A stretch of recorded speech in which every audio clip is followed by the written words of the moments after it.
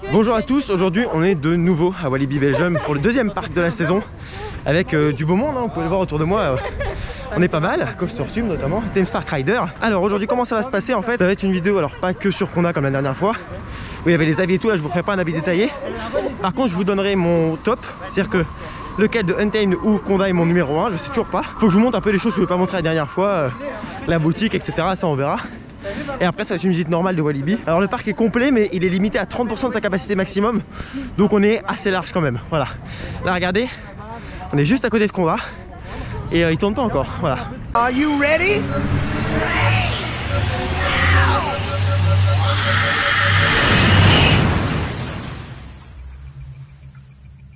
Et d'ailleurs aujourd'hui Emma est ici, hein, parce que la dernière fois elle était pas là, elle pouvait pas venir. Donc là elle est là, elle va pouvoir découvrir Conda.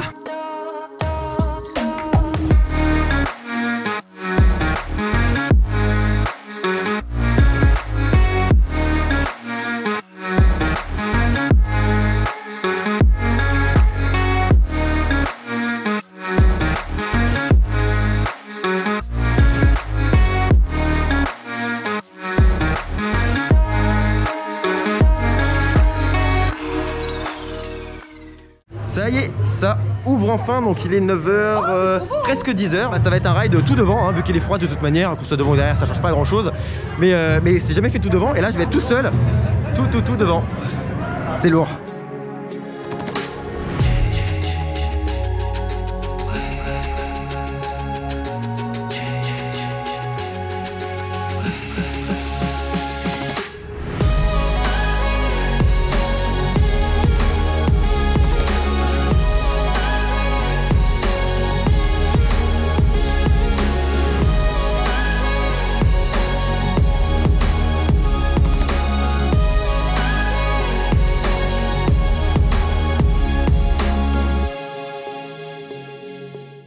Alors Emma, ton avis sur Conda? Attends, j'ai plus de... Ah bah tu vois. Parce que elle me disait ouais, j'étais pas trop hypé par Conda et tout. Alors Conda, Emma? Bah la drop elle est pas impressionnante. Ouais mais on était à l'avant, on était à l'avant. Ouais, pour l'instant elle est pas impressionnante. Peut-être qu'elle sera mieux quand il aura chauffé. Mais c'est vrai que ouais, confort, eh bien, incroyable le confort. Et surtout les uptime, on les sent bien quoi. Ouais, on les sent très bien. J'en ai pas senti 15, mais... Ouais parce que les ceux du fond ils sont... Il y en a qui sont pas mal. Mais c'est pas mal. Voilà, petit avis sur Conda. Alors pour avoir le mien, là j'avoue que... Sachez que j'ai jamais eu autant d'airtime la dernière fois quand je suis venu qu'aujourd'hui au premier rang à froid. Donc ça s'annonce très bien. Mais je sais pas pourquoi, la dernière fois j'étais souvent vers le milieu et j'ai jamais eu autant d'airtime. Je sais pas pourquoi, j'ai jamais eu autant d'airtime. Voilà, là à l'avant, le premier camelback, l'airtime de Tarek je me suis pris. Le deuxième camelback un peu twisté mais un monstre. La fin Bunny Hope était un peu plus légère, même si très sympa quand même, un peu plus légère parce qu'il est froid encore. Mais impressionné, et je trouve que c'est encore mieux que la dernière fois. Je sais pas comment c'est possible, mais en tout cas bah ça l'est, même à froid. Donc ok, je comprends pas. Voilà, on arrête là. Mais ouais, là il m'a vraiment mis une claque. Vous voyez comment cette zone qui avant était un peu, pas moche, mais bon c'était pas une super belle zone à cet endroit là, à côté de Tikiwaka, il y avait juste un passage, bah là c'est devenu magnifique avec le resto qui donne sur l'eau. Moi je trouve ça super beau et pour le coup c'est tout à fait réussi encore une fois. Après c'est une autre vision parce qu'à la fois j'ai pas fait Tikiwaka. Donc là bah oui, on est dans la file d'attente de Tikiwaka, j'ai pas précisé. Mais voilà, très bon petit coaster de chez Gerschluer que j'apprécie grandement parce que voilà, c'est une bonne attraction tout simplement. Voilà. Donc pour l'instant c'est un sans faute, il est quoi, 10h10, 10h15. On a fait un Conda à l'avant qui était excellent. Parce que les premières airtime à l'avant c'est une folie. Et puis bah là on est dans Tikiwaka.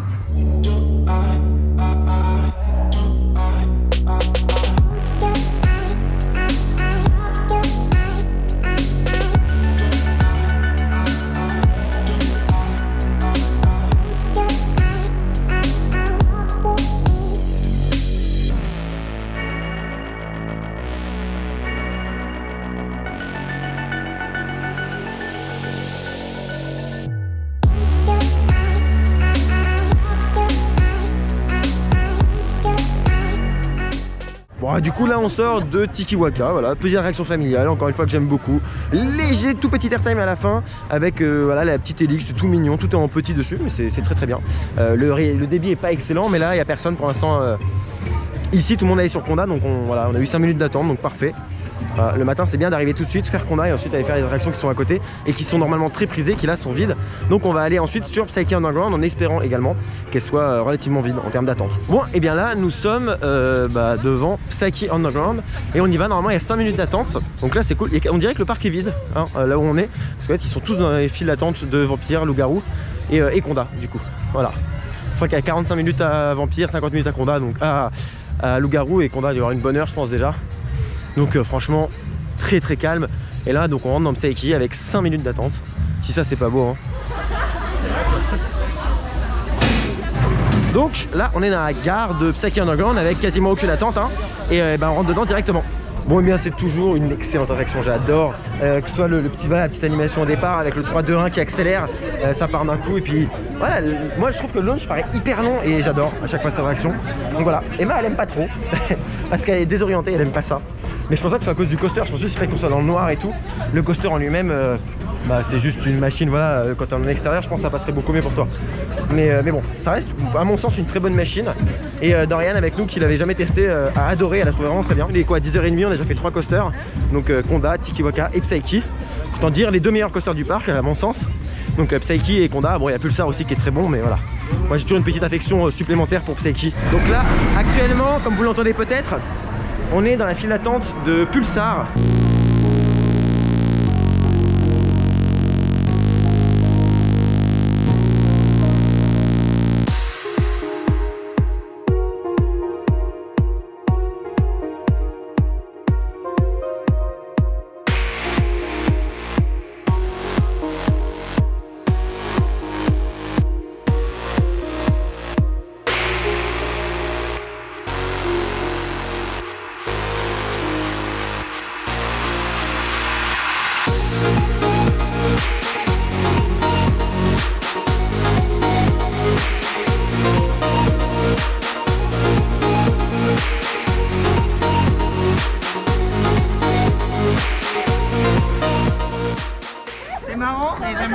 Maxime.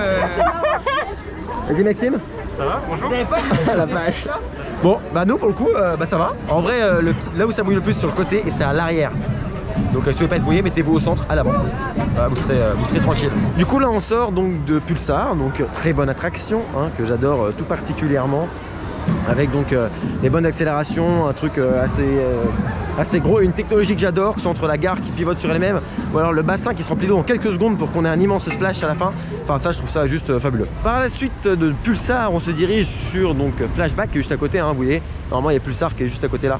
Donc voilà on est très très près. Et en fait Flashback voilà c'est un flume, donc une petite bûche qui va aller dans un sens puis dans un autre, donc d'avant en arrière. Et c'est vraiment pas mal, c'est un flume quoi. Et ça reste très classique, mais j'aime bien. En plus celui-là drop, la dernière fois on a un peu volé avec Emma. Ça c'est drôle. On va voir si ça se reproduit encore. Mais non voilà, c'est très sympa, très simple. Et il y a 10 minutes d'attente donc on en profite.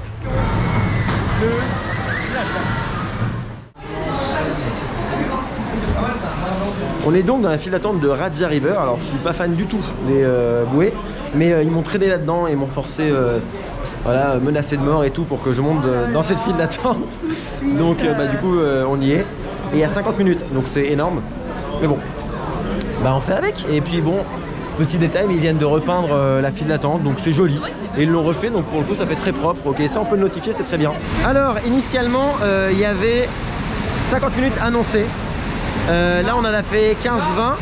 Et finalement on est quasiment à l'embarquement. Donc 20 minutes d'attente sur 50 minutes annoncées, c'est un très bon point, mais je pense que peut-être que Walibi joue sur les temps pour faire en sorte que les gens ils aillent d'attraction en attraction et s'arrêtent pas trop, je sais pas. Mais en tout cas, bonne surprise hein, d'attendre que 20 minutes au lieu de 50. Voilà, pourtant j'étais pas bien chaud de faire 50 minutes pour Raja River.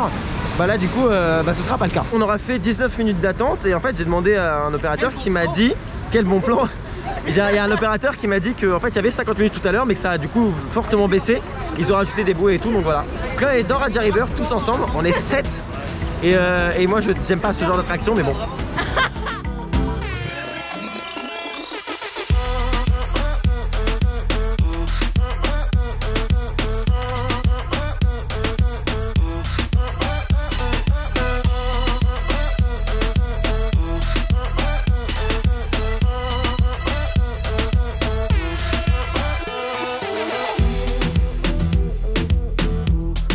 Emma a pris une sacrée bague quand même.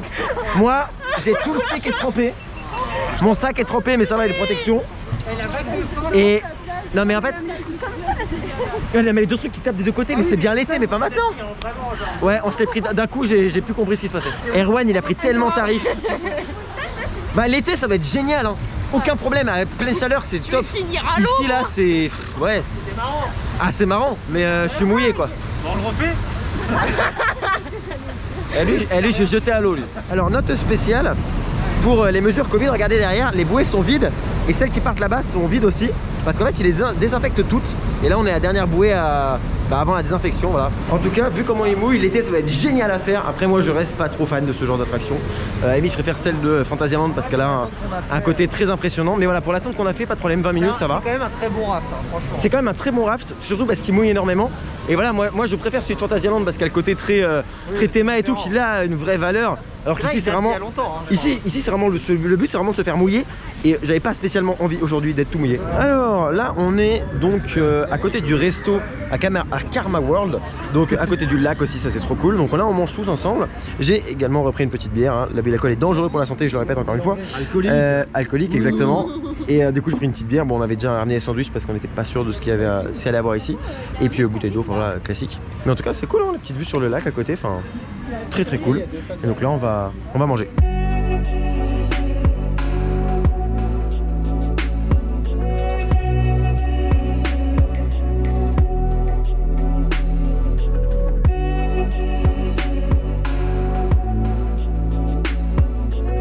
On est dans Kamiti Mine et on est trempé.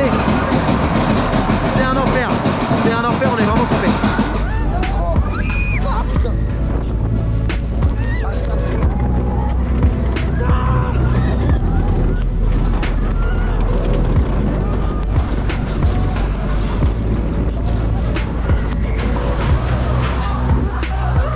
Regardez comment il pleut dehors. Je sais pas si vous voyez, mais il pleut à un point. Devant ça bouge pas, ils sont sous la pluie. Ah, ils avancent, on est dans l'herbe. Là il pleut vraiment les trompes d'eau et on va attendre sous la pluie parce qu'on est dans une zone de frein à sec, une zone de frein sous la pluie. Voilà, protège Emma. Oh non, on va rester bloqué là. Bon, du coup là on quitte Kamiti Mine et le train est vide, hein. Pour l'instant ils font pas remonter de gens parce que c'est trempé. Là il pleut vraiment les trompes d'eau.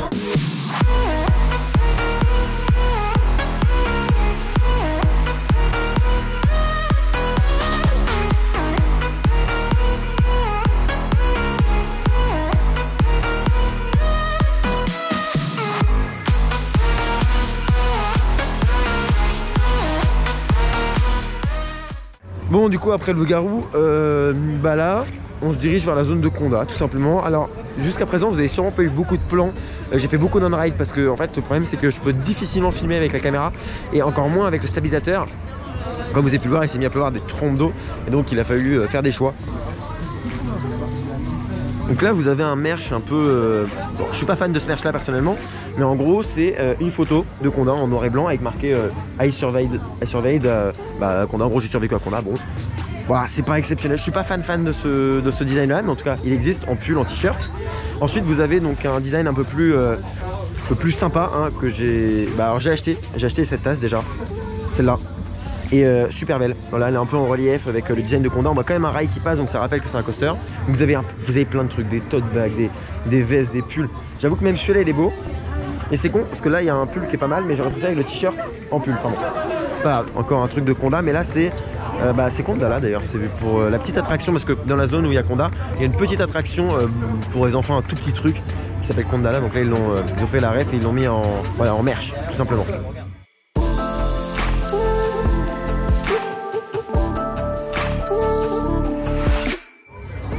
Et du coup, là on a une petite statue. Alors je vous ai montré ma figurine que j'ai achetée dans le dernier EDB Talk. Ici on a une statue, grosse statue en pierre, donc ça habille un petit peu. Et voilà, ça reste des petites choses un peu sympas. Ici vous avez encore un autre merch, tenez, j'avais même pas vu la dernière fois. Avec toujours une sorte de rail et un truc un peu plus... ouais, ça ressemble plus à un serpent. C'est sympa. Voilà, je préfère toujours le merch que je vous ai montré en relief et tout, mais c'est sympa quand même. Il y a vraiment une grande diversité et pas mal d'objets différents, de produits différents, et ça c'est un très bon point. Alors là, bon, je suis sur le pont au milieu de la zone de Condat, et puis je suis aux couleurs en plus du bois, c'est magnifique. Sachez une chose, c'est qu'on vient de faire Condat, donc ce matin, ouais, la tête au-dessus, ça me fait marrer. Ce matin, je l'ai fait tout devant, et je dois avouer que les deux camelback, donc la première bosse assez haute et la deuxième qui est légèrement twistée sur le côté, sont excellents. Ils sont même bien meilleurs à l'avant au premier rang que à l'arrière. Ça c'est indéniable. Ils sont vraiment, on a de gros airtime dedans et j'étais extrêmement surpris ce matin. Ensuite on a pu le faire là à chaud, à l'arrière, la drop. Donc moi je suis au tout dernier siège avec Emma. Le siège, voilà, ça s'est décroché d'un coup et on était encore dans le lift que ça tombait déjà très vite. Et la drop meilleure que celle que j'ai pu faire sur EGF. Donc, mais bien meilleure, bien meilleure, et vraiment une sensation très forte et très développée dans le sens où j'ai eu la sensation et je me suis dit oui, classique, en fait elle a duré plus longtemps et elle s'est intensifiée et j'ai trouvé ça, ça m'a vraiment coupé le souffle, ce qui faisait, ça faisait très longtemps que ça m'était pas arrivé. Mais du coup c'est un coaster à faire à l'avant, à l'arrière et à faire quand il est chaud. Donc à présent, est-ce qu'il va Untamed? La première drop m'a vraiment beaucoup trop satisfaite au dernier rang et les deux premiers camelback m'ont juste bluffé au premier rang. Donc je pense que je dirais Condat. Untamed à refaire quand même à l'occasion et peut-être que ça changera ce résultat, même si ça m'étonnerait. Mais Condat pour l'instant numéro 1 de pas grand chose et c'est très différent d'Untamed. On a vraiment deux attractions très différentes donc c'est compliqué de les comparer. Mais voilà, on va dire dans l'ensemble, Condat légèrement au-dessus d'Untamed. Et voilà, Condat très bonne machine, très bon coaster qui est doux, qui fait pas mal et qui fait de très bonnes sensations. Et après voilà, ça dépend d'où on est placé dans le train. Là on se dirige vers le restaurant histoire de voir comment il est à l'intérieur tout simplement. Avec Emma qui fait la folle. Mais on va voir le restaurant comment il est. Parce que il est super joli. Donc vu qu'il vaut le détour, je vais vous présenter un petit peu.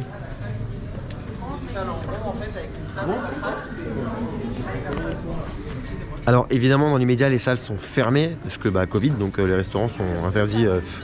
Ils auront de servir à boire, peut-être à manger, mais à emporter pour manger dehors. Mais c'est pas mal. C'est pas mal. Voilà, c'est une salle avec pas mal de détails et tout. Donc non, c'est très cool. On a un beau sol et tout. Bon, le plafond, on voit un peu, oui, on voit même carrément la technique finalement. Mais bon, est-ce qu'on regarde vraiment le plafond? Parce que c'est bien, ils ont quand même habillé visuellement voilà, la hauteur, donc c'est pas mal. Vous voyez, c'est pas mal. Voilà.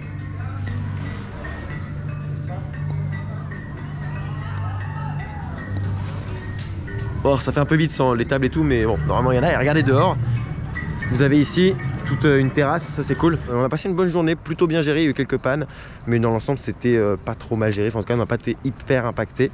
Donc voilà, on a un parc qui s'agrandit de plus en plus et qui devient donc un incontournable en Europe, honnêtement. Surtout avec une machine comme Condat, une très belle zone. Enfin bref, il y a d'autres choses qui vont être faites dans les années qui vont suivre. Et également, voilà, je vous mets sur le côté un petit peu tout ce que j'ai pu faire aujourd'hui en termes d'attraction. Voilà, donc on a pu en faire pas mal. On a aussi pris notre temps, on a aussi pris le temps de manger, donc c'était plutôt voilà, c'est pas déconnant comme score. En tout cas, merci beaucoup de regarder la vidéo jusqu'au bout. Je vous dis à bientôt pour un prochain épisode, soit de DB World, soit DB Talk, soit une vidéo dans un parc. D'ici là, soyez enthousiastes. Salut!